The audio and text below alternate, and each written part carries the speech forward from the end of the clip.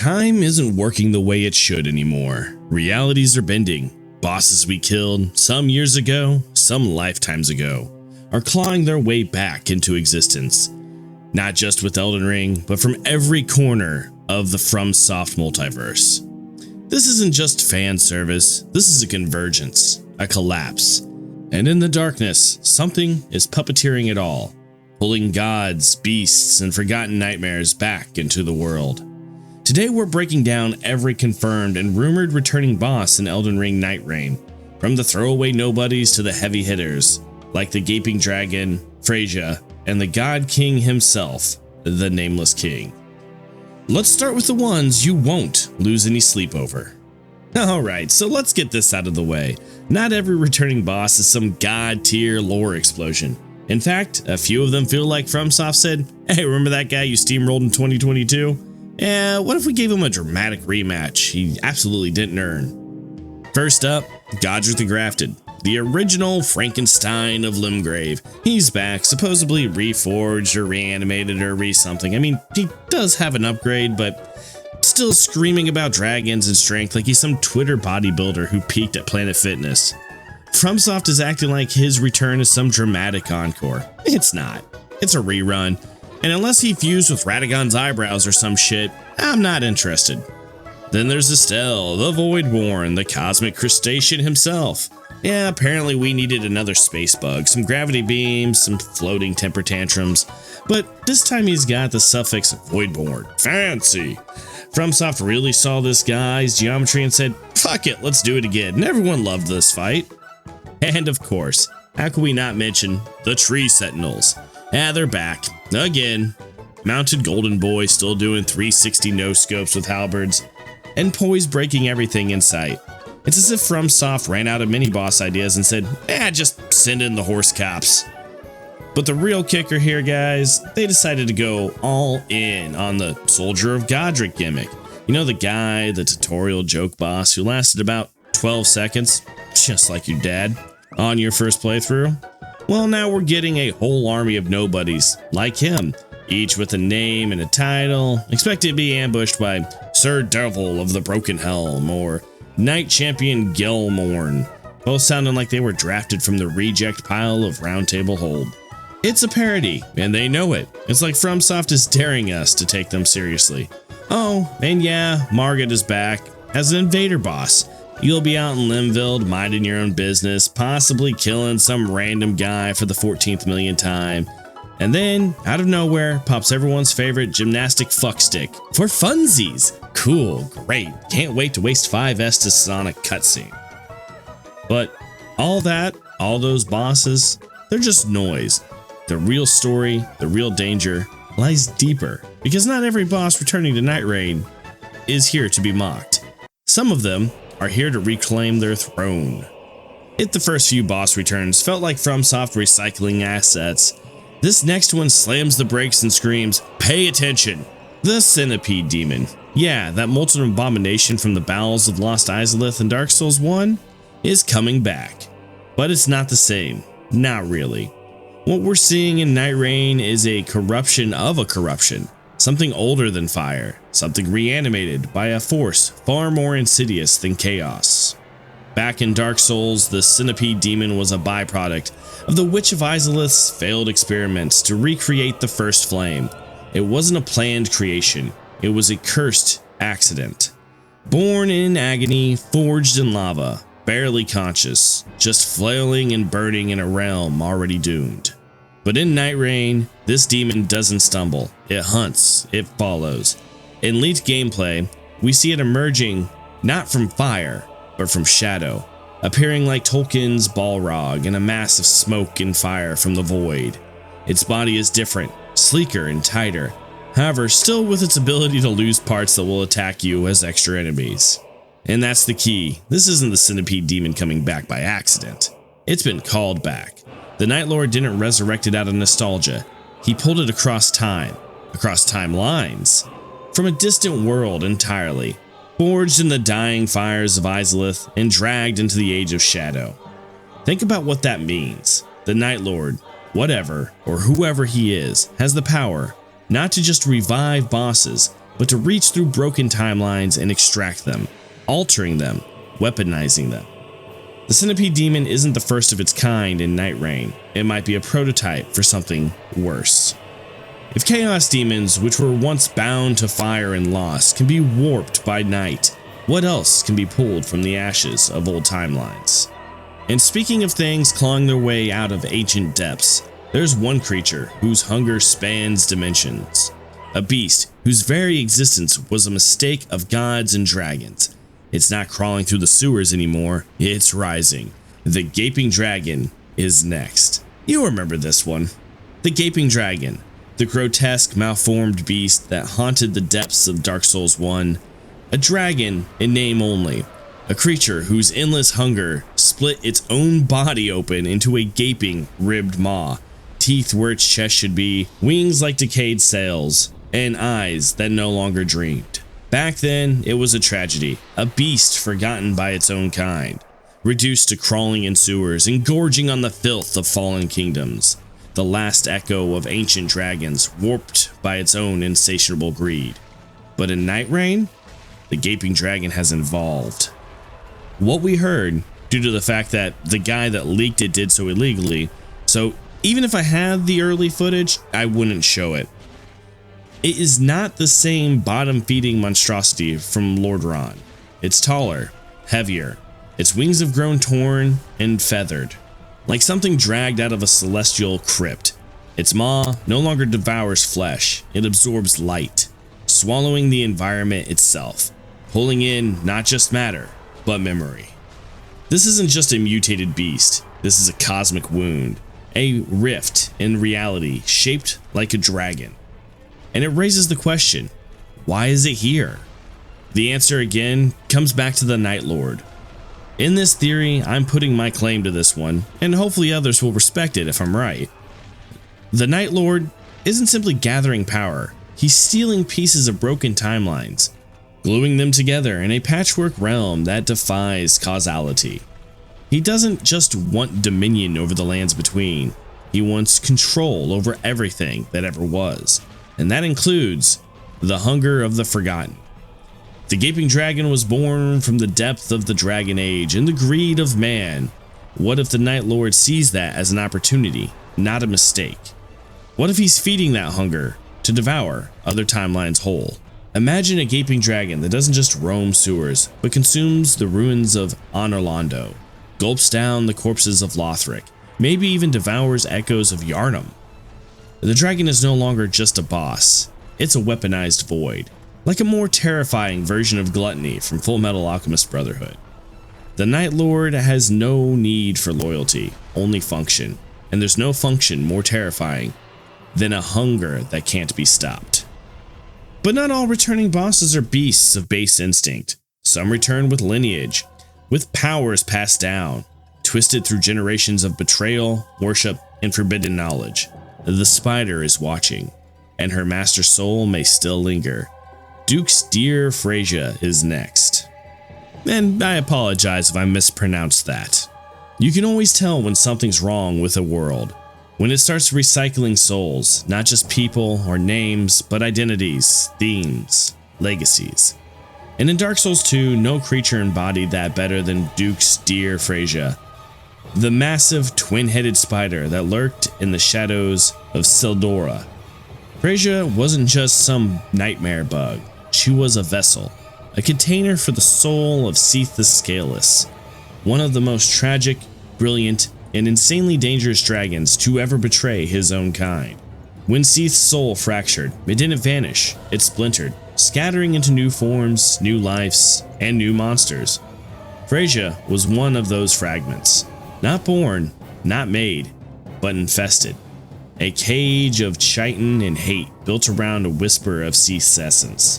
She guarded a forgotten duke, ruled a kingdom of madness and webbing, and birthed a generation of parasitic horrors, all while echoing the research-obsessed insanity of her soul's former master. And now, she's back. But this time, she isn't a container anymore. She's the collector. In NIGHTREIGN, what we're seeing, if the early leaks are correct, is not just Freja reborn, but something worse, something sentient. intelligent. A spider queen not just driven by instinct, but purpose. And that purpose? Harvesting the echoes of fragmented souls across the timelines. Think about that. The Night Lord is pulling in champions and bosses from across realities. Some return as they were, monsters, tyrants, warriors, but others? Others are echoes, fragments in need of hosts. Freja, once a cage, is now a seeker, and she's not alone. Freja may be recollecting the broken soul of Seath. And worse, she may not be the only one doing it. In a world where timelines are colliding, the rules of reincarnation don't apply anymore. The Night Lord has opened the floodgates. Souls don't just travel forward. Now, they fall sideways, backwards, and through themselves. But not all things in NIGHTREIGN return out of vengeance or hunger. Some return out of grief, out of loyalty so ancient even death couldn't sever it. As timelines collapse and forgotten empires rise from their graves, the line between memory and prophecy disappears. And in that chaos, we see the unmistakable silhouette, a slender blade, a curved veil. Moments like mourning turned into violence. She dances again. The Dancer of Boreal Valley is more than just a boss fight.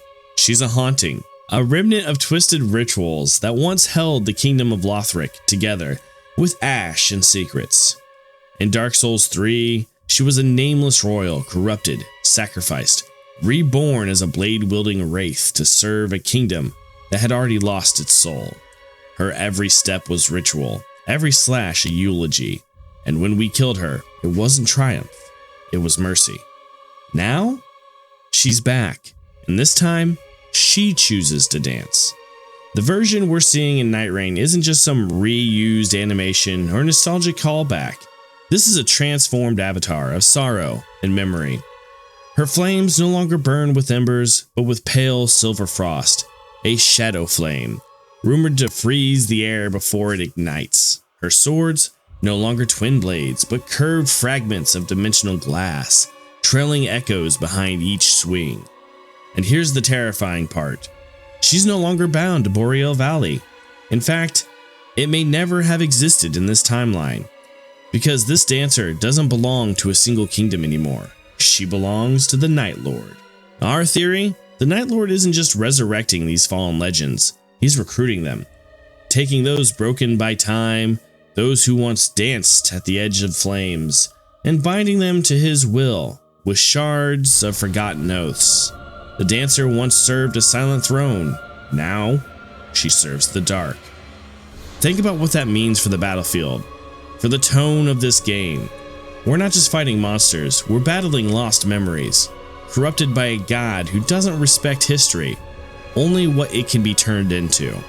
The dancer's return isn't fan service, it's a warning. If grace itself can be broken, then what hope is left for the gods? But even among these powerful echoes, these beasts, gods, and broken knights, one name still stands taller than the rest.